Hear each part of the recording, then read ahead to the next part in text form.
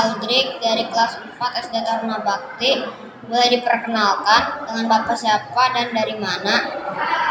Oke, terima kasih Audrey. Perkenalkan, nama saya Diki Supriyatna. Kemudian saat ini saya bergerak sebagai tim Adiwiyata Kota Bandung sebagai pembina Adiwiyata Kota Bandung. Saya ingin menanyakan beberapa pertanyaan, boleh Pak? Boleh banget Audrey, silakan. Mengapa sampah dikelola? Sebetulnya tinggal dibuang saja, kan bisa Pak?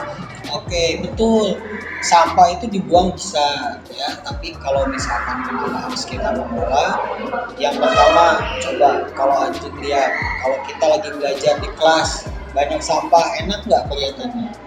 Enggak kan? Nah, jadi kalau sampah tidak dikelola, maka nanti akan terlihat tidak tertata. Terus yang kedua, kalau sampahnya dibiarkan saja, apa yang akan muncul? Bau. Nah, kan nggak enak kalau lagi belajar, masa kita sambil tutup hidung, ya kan? Nah, itu. Kemudian yang ketiga, kalau misalkan sampah kita buang saja, buangnya kemana aja? Mau ke selokan, mau di jalan raya, ya kan, sembarangan.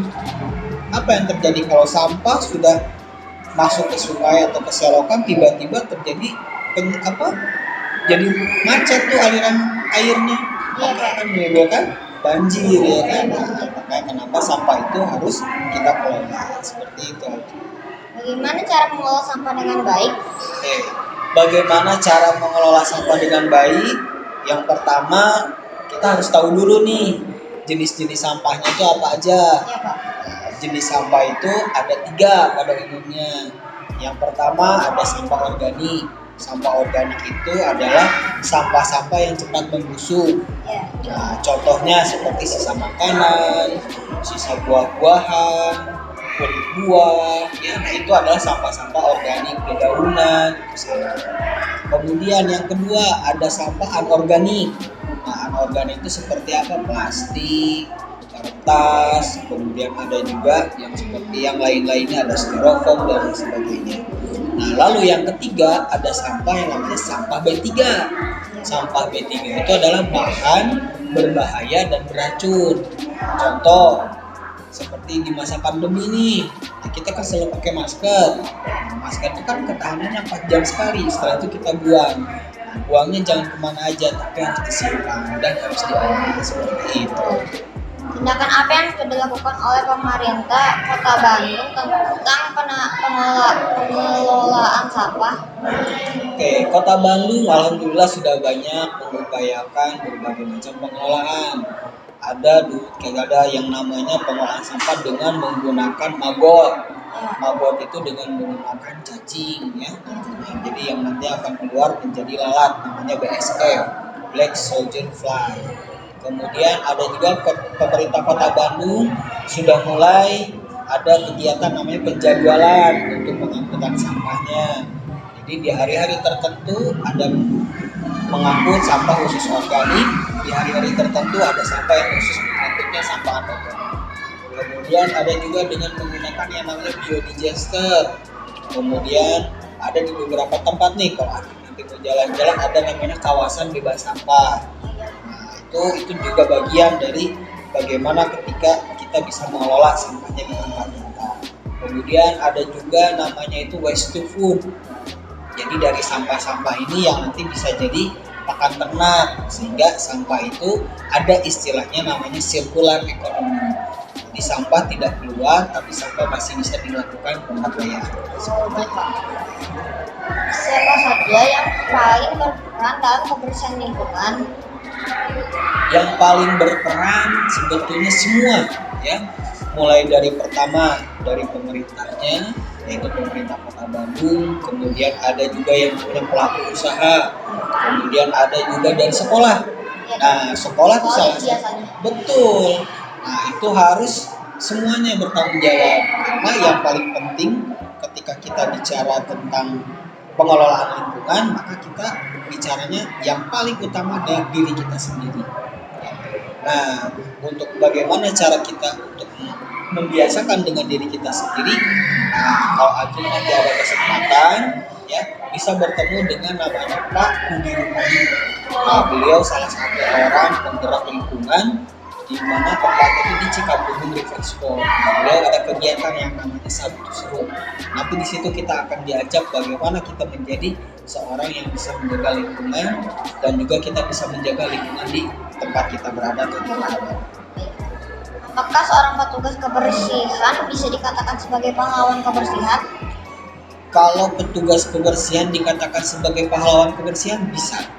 Tapi yang paling penting adalah kita juga bisa menjadi bagian dari pahlawan lingkungan. Dengan cara apa? Dengan cara yang pertama, kita belajar mengelola sampah yang kita punya. Gitu, kan? Nah, contoh misalkan adik sering makan permen, ya itu kan kecil ya, permen itu cuma satu. Ini kok nggak banyak, ya kan? Tapi kalau teman-teman yang lain makan juga, kalau dikumpulkan jadi sampah juga. Jadi banyak. Nah, ketika jadi banyak seperti itu, maka adik punya satu kegiatan, punya inovasi. Dibuatlah contohnya ini yang ada di kita nih, ada namanya Ecobrik. Nah ini hal terkecil yang bisa kita lakukan dalam mengelola sampah, khususnya yang tadi sampah-sampah yang dari bekas. Saya mendengar istilah Kang Pisman. Apa itu Kang Pisman? Oke, Kang Pisman itu adalah program, ya. Jadi program Kota Bandung dalam upaya pengelolaan sampah. Jadi Kang Pisman itu bahasa lokal atau bahasa daerah. Kalau bahasa kerennya, Aldi tahu itu namanya 3R. Reduce, reuse, recycle. Nah, kalau di Kota Bandung punya Kang Pisman. Kangnya itu kurangi. Pisnya itu pisahkan. Dan mannya adalah manfaatkan. Jadi yang paling penting adalah bagaimana cara kita mengurangi sampah. Kalau sudah mengurangi, kalau masih ada sampahnya, kita upayakan dengan menggunakan kembali, ya. Atau bagaimana cara yang terakhir kita manfaatkan. Itulah Kang Pisman.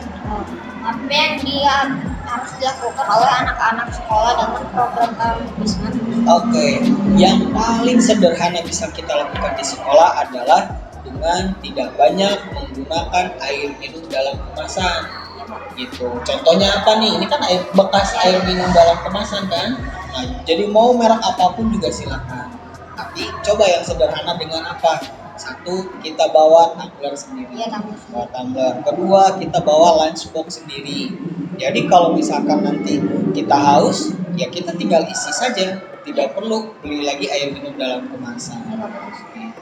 Nah, itu yang bisa kita lakukan di sekolah ketika hal terkecil yang bisa kita lakukan.